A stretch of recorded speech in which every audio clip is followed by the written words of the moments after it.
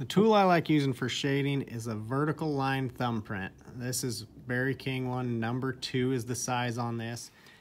I'm gonna be running this in line pointing towards my flower center. So anytime this shading, I'm gonna be rotating that tool around so my shading is all pulling back down towards that center.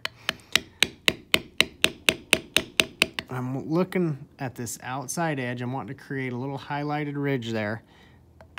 And notice I have that tool tipped to where it softens the back edge of that. On the inside of these little ridges here, I'm gonna lighten my tooling off, or kind of that tapping, get really light, and then fade back into it here. We're gonna kind of create a little ridge with our shading.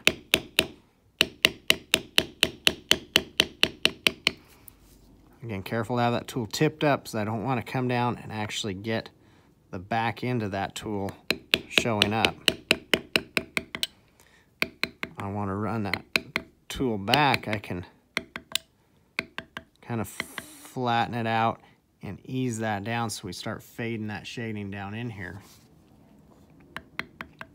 And lighten up. Notice I'm rotating that tool so our lines are pulling down towards that flower center.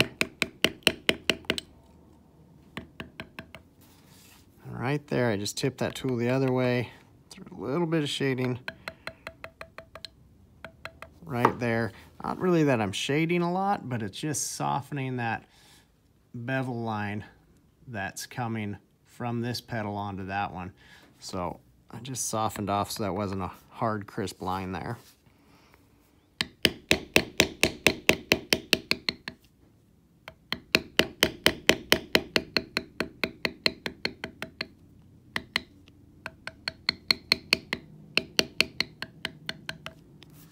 Working my way around, softening the edges of that so we don't have a crisp line on the edge of our tool here, so you can see kind of that crispness on that line.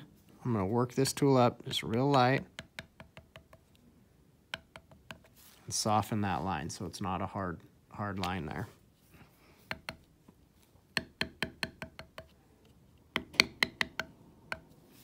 Okay. I'm gonna use the same idea. We're gonna get these other 2 petals done, and then we'll come back and talk about our shading and our vine work.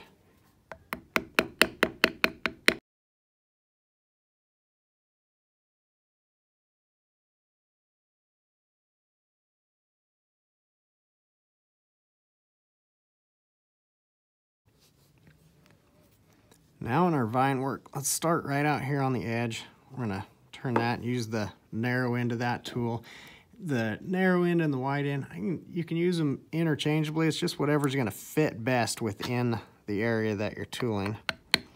So I'm going to look for that little highlighted ridge right out on the edge of that kind of sticker vine there on the outside of that stump. And then I'm going to fade that line on the back side so we don't have a harsh break in that shading there. Now on the stump itself, this kind of leaf that's folded over there, that's what I'm calling the stump there. Tip that tool, get a little bit of shading out here, fade that on the outside line.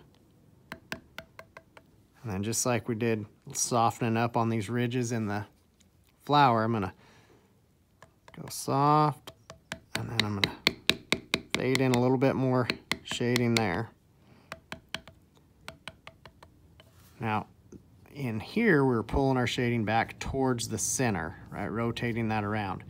If we're looking for where I want to pull it to here, I'm looking at what I'd call kind of the main skeleton line of this. From here, it's going to roll right down the center of that vine.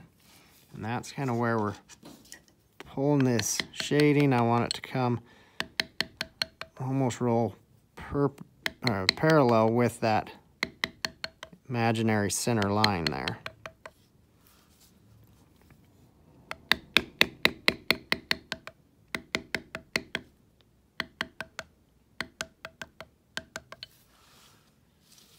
Okay, I'm not going to put any shading in that flower stem itself.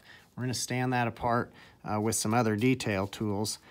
But we have 2 more of these little sticker vines that will shade up just the same way we did out here.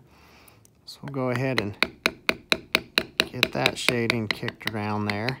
And then we'll talk about this folded over portion.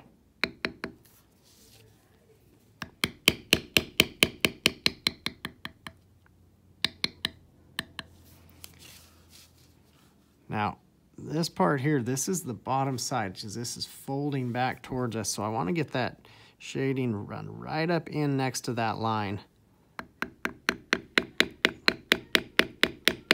Again, rotating that around here. So I want the shading to pull with that vine. And we can fade it out a little bit on the back side.